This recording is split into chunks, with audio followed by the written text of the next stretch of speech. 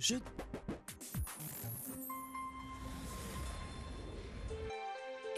1, la chaîne qui rassemble. Je me nomme Bragueuse André Grasse. Je suis en classe de 6e au lycée moderne d'Aboisseau. J'ai eu 17,50 de moyenne. J'ai été la première. Je voudrais avoir un jour mon doctorat et servir mon pays. Je suis toujours en contact avec ma mère. Aminata Doumbia, je suis toujours en contact. Même dans mon foyer, quand je vois que bon, ça va pas un peu, je l'appelle, elle me donne des conseils. Vraiment, elle est restée ma mère, elle restera ma mère. Je dirais que moi, j'étais plus heureux même que ceux qui sont en famille, là, avec les parents. Les parents, je dirais, biologiques. Voilà, merci de votre fidélité. Bonjour, j'espère que vous allez bien. Nous sommes aujourd'hui dans l'enceinte ou à la découverte du village SOS, principalement celui d'Abobo. Bonjour Gisèle. Bonjour Christelle. Alors Gisèle, vous allez bien? Oui, je vais très bien, merci. Vous Et êtes... vous-même? Oh, ça va, ça va. Alors vous êtes Gisèle, Stéphanie Gisèle Gou, Nzikona. Oui. Et en face de vous, vous avez donc, nous avons maman Françoise et son fils, Eli Maker. Eli Maker Zoku, voilà, il précise, il faut qu'on ajoute Zoku. Voilà, alors avec eux, nous allons donc encore une fois parler de ce village-là. Nous avons déjà reçu Gisèle sur ce plateau, plus de 3 fois, je crois, pour voilà, toujours ouvrir les portes du village et faire découvrir un peu l'univers de ces enfants-là. Et aujourd'hui encore, nous remettons le couvert. Alors, le village d'enfants construit donc sur une palmeraie à 15 km de l'est-capitale d'Abidjan, qui se compose de 10 maisons familiales et peut accueillir à peu près 100 enfants. On termine la description. D'accord, merci bien Christelle. Merci à toute la direction de la RTI qui nous offre cette opportunité de parler de SOS Village d'enfants Côte d'Ivoire. La description que vous avez faite concerne le village d'enfants SOS d'Abobo. Abobo-Gare. Voilà, le village d'enfants SOS d'Abobo-Gare. Il y en a 3 villages. Voilà, il y a 3 villages. Il y a le village d'Abobo-Gare qui est le premier village d'enfants SOS en Afrique. Il a été construit en 1971. Nous avons le deuxième village, celui d'Aboisseau, qui a été construit en 1983. Et celui de Yamsoko qui a été ouvert en 2014. Donc le village d'Abobo a été construit pour accueillir des enfants en situation difficile. Au préalable, c'était le père Martin qui recueillait des jeunes, des enfants de la rue. Et après, le père Martin et le fondateur de SOS Village d'enfants se sont retrouvés et ont décidé de transformer ce village. Le père Martin, c'était un prêtre. Un prêtre, voilà, un prêtre français, donc qui a décidé de transformer ce village qu'il avait appelé le village de l'amitié en SOS Village d'enfants, voilà, qui a été le tout premier village en Côte d'Ivoire et en Afrique. Alors, les villages d'enfants SOS accueillent des enfants, comme je l'ai dit, en situation difficile, des enfants qui ont perdu leurs parents, des enfants dont les parents vivent, mais dont la situation économique est tellement difficile, voilà, qu'ils ne peuvent pas prendre en charge ces enfants-là. Donc, nous les accueillons dans nos villages entre 0 et 7 ans. Ils sont tout mignons, là, on les allume. Oui, ils sont vraiment mignons. Nous les accueillons dans nos villages entre 0 et 7 ans. Et ils y restent jusqu'à l'âge de 24 ans au moins. 24 ans au moins, à cet âge-là, ils ont soit fini leur formation professionnelle, ils sont soit insérés dans la vie. Et donc, nous faisons une prise en charge sur le long terme. Il y a des mamans, des femmes comme Christelle, moi, comme maman Françoise, qui décident de se consacrer à l'éducation. Il faut avoir suivi une formation au préalable ou c'est juste une volonté de vouloir servir? Il y a d'abord la volonté, mais il y a aussi le niveau niveau d'études, parce que ce sont des éducatrices pour les enfants. Donc, il faut qu'elles aient un minimum pour pouvoir encadrer les enfants. Donc, elles s'occupent de ces enfants-là. Ce sont les femmes que le directeur aime bien appeler les mamans courage, parce qu'elles font vraiment tout pour les enfants. Une mère s'occupe de son enfant. Oui, bien sûr. Elles se battent pour que l'enfant, à la sortie de la prise en charge, soit quelqu'un, soit inséré dans la vie. Parce que quand on fait la prise en charge, si à la fin, l'enfant ne peut pas, le jeune, il ne peut pas s'insérer, notre travail est vain. Donc, ces moments-là, elles se battent pour que les enfants qui leur sont confiés puissent s'insérer dans la vie. Voilà, donc c'est une prise en charge sur le long terme qu'on fait, au moins 24 ans de prise en charge. On ne fait pas d'adoption, au moins 24 ans de prise en charge pour offrir à ces enfants la possibilité d'oublier les blessures du passé, de se reconstruire, de devenir des adultes Comme Élie Macaire. Comme Élie Nous Macaire. avons ce matin et sûrement sa petite sœur qui nous regarde.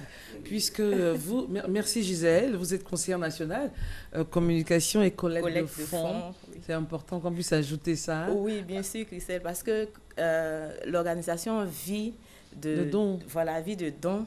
Donc, il faut pouvoir mobiliser les ressources au plan national et au plan international pour que nous puissions prendre en charge ces enfants-là.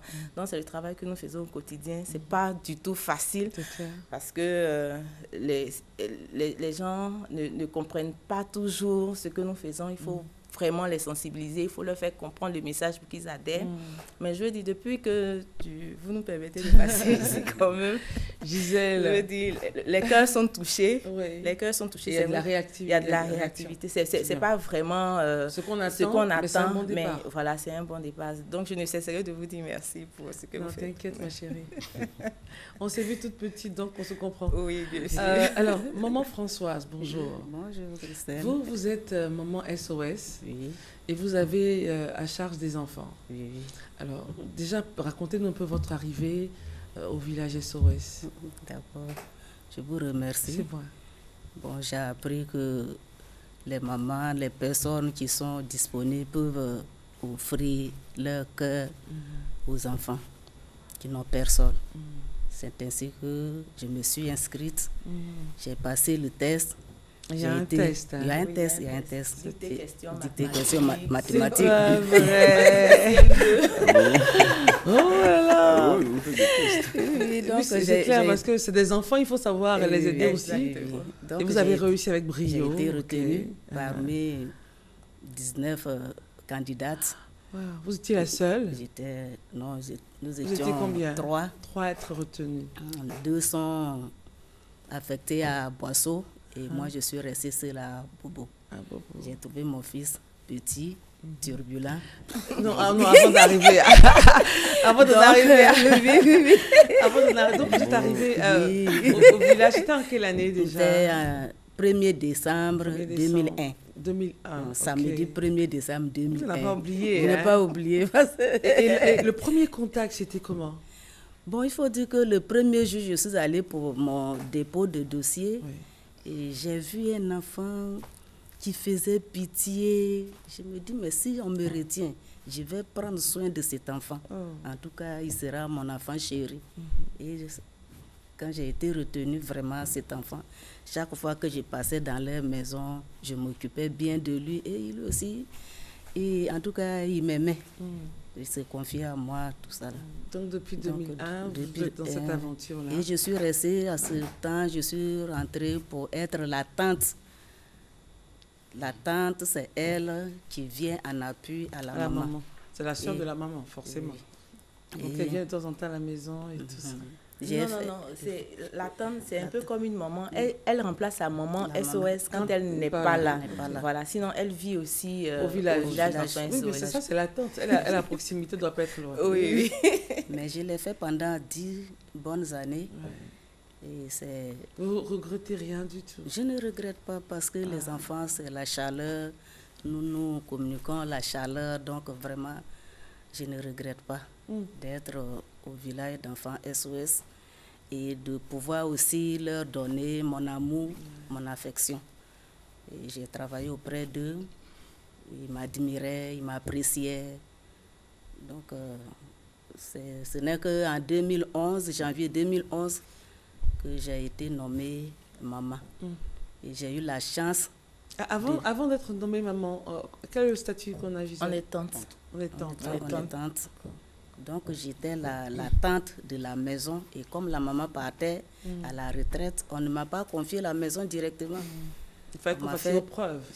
Donc, encore, j'ai fait un stage, une formation, un stage d'un mois encore, avant de pouvoir être responsable de cette maison. Donc, la maman m'a laissé 10 enfants. Je me suis bien occupée. C'est pas facile, hein? C'est pas facile. Heureusement que la première m'a honorée. Elle a eu son bac. Présentement, elle est à l'INGS.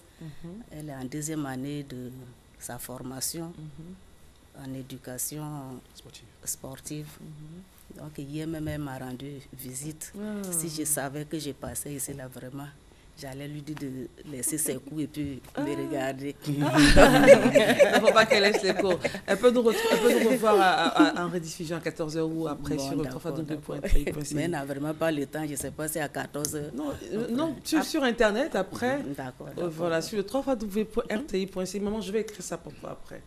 Pour qu'elle puisse regarder. D'accord. Et Elie Maker-Zoko, bonjour encore une fois. Vous êtes arrivé, vous, au village en 1992 avec votre petite sœur. Quelle est l'histoire de votre arrivée?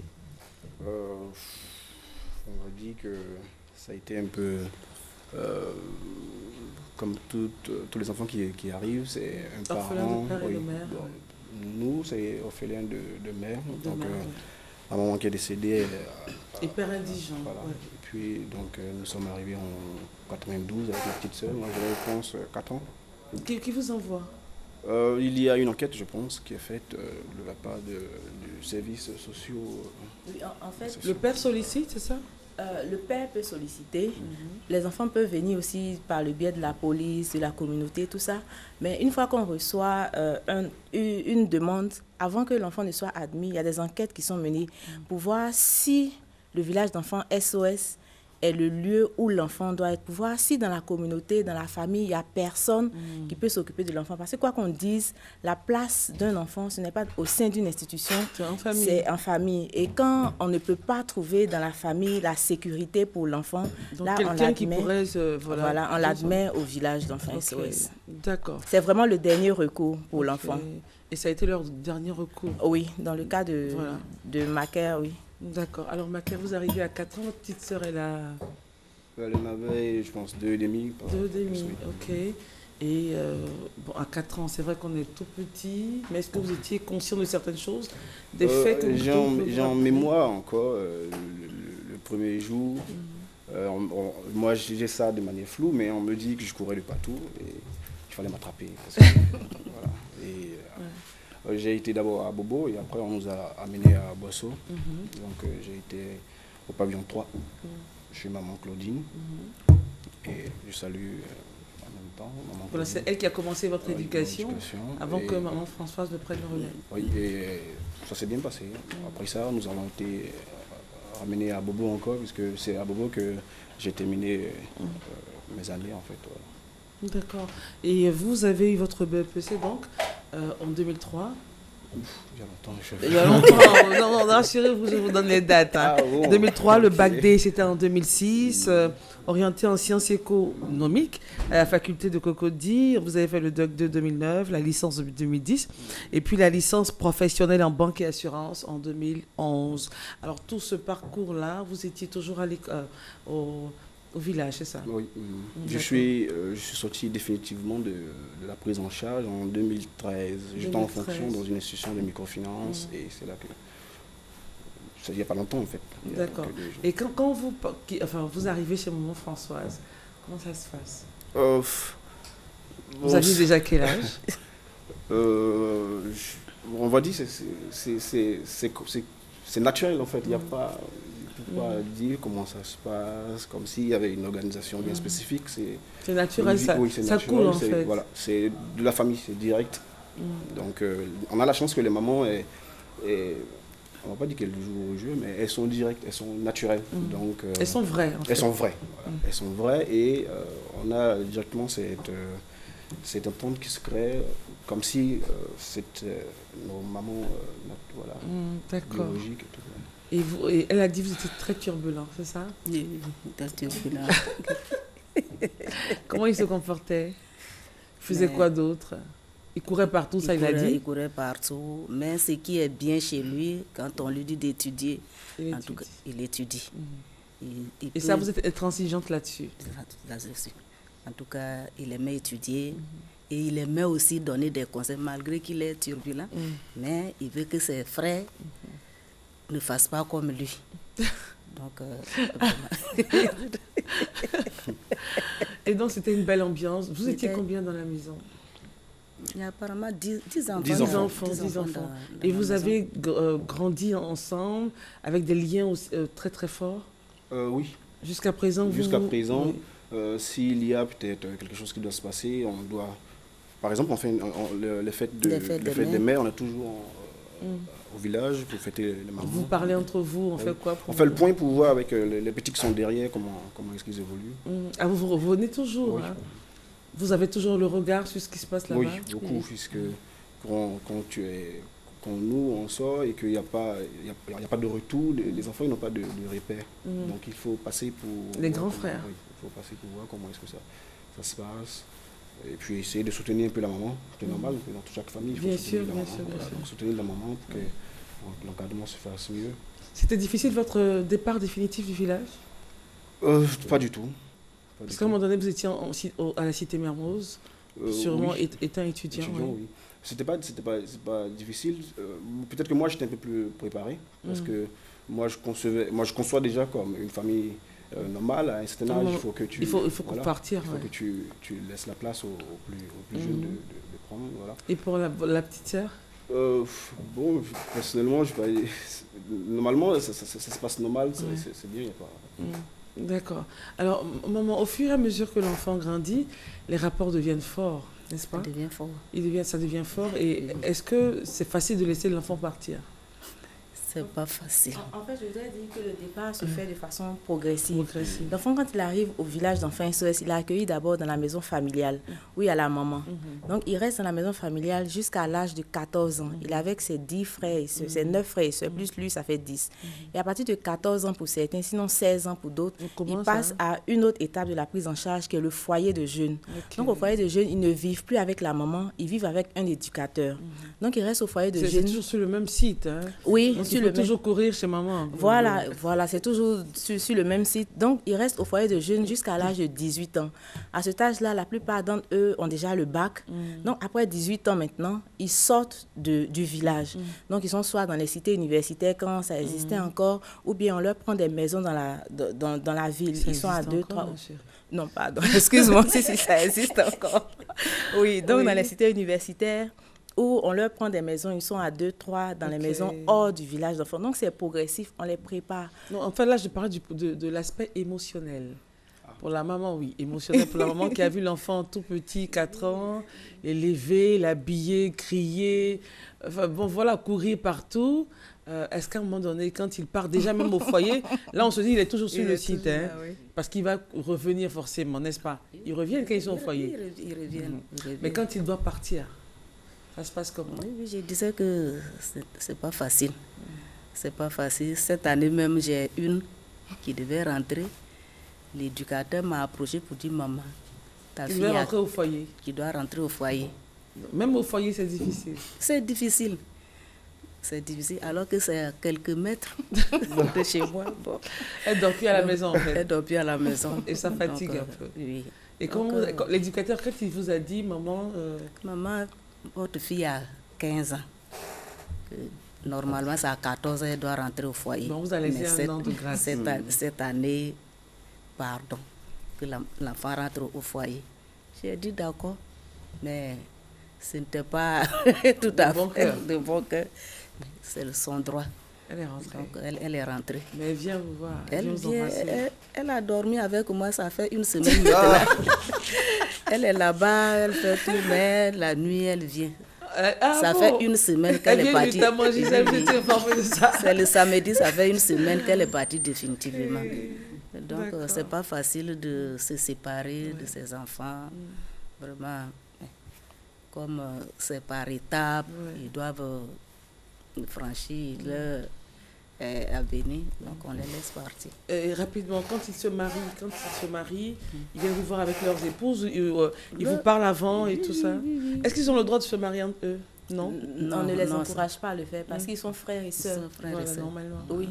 Et je voudrais juste dire que ma mère a fait son mariage traditionnel récemment. Maman était là-bas, c'est clair. Maman était empêchée. Elle avait perdu quelqu'un. Ok, au funérailles, d'accord. On avait même voulu reporter, mais ça n'arrangeait pas la famille de... Et l'épouse, là, vous la connaissez bien? Oui, on la connaît. Vous donnez des conseils à ma chère? Ils sont un bon mari? Oui. Alors, au total, Gisèle, on aura le mot de fin avec toi. Mais ma chère, si vous aviez quelque chose, un appel à lancer peut-être à ceux qui ne connaissaient pas bien ou qui avaient peut-être des préjugés sur le village SOS, et aussi aux enfants qui sont passés par là, mais qui ne réagissent pas, parce que ça aussi, ça existe. Hein, voilà. Je ne dirais pas entre le mot ingrat, mais peut-être qu'ils se disent que c'est mon passé, j'ai plus rien à y voir. Donc, en premier lieu, c'est à mes frères. Donc, comme vous dites, à nos dévanciers, aux plus âgés, c'est de leur dire de revenir donner un coup de pouce à l'institution pour aider un peu les plus petits qui sont encore en arrière. Voilà, c'est ce que je peux leur dire. Ouais, c'est sûr qu'ils vont bien comprendre. Le fait de me voir à la télévision, ils vont bien comprendre le reste. C'est clair. Et aux donateurs, ouais, c'est de soutenir l'institution, puisque c'est pas très évident d'avoir une institution qui prenne des enfants jusqu'à l'âge de 24 ans. C'est toute une vie. Donc ça demande beaucoup de moyens en termes de finances déjà, et puis en termes de personnes et tout. Et il faut soutenir cette institution, il faut donner beaucoup de chance à ces enfants qui y sont, de pouvoir atteindre les objectifs, s'insérer dans la vie. Et vraiment, il n'y a pas, oui, je sais pas, c'est l'émotion peut-être, voilà. Alors, mais il faut vraiment soutenir l'organisation, il faut apporter ce qu'on peut. C'est pas forcément de l'argent, un sac de riz, ça fait, oui. Des habits, voilà, ça fait que voilà, ça aide. D'accord. Rapidement, maman, avant d'aller à la pub, et puis Gisèle aura le mot de fin. Ouais. Oh, vraiment, j'ai dit merci à la RTI qui nous a offert cette opportunité. Et je vais aussi à l'endroit de nos donateurs et les hommes très généreux qui ne cessent de nous apporter de l'aide. D'accord, maman. Ce qu'on va faire, maman, oui. On reste là avec toi, hein, t'inquiète. On part juste à la pub, là, et puis on revient dans quelques instants.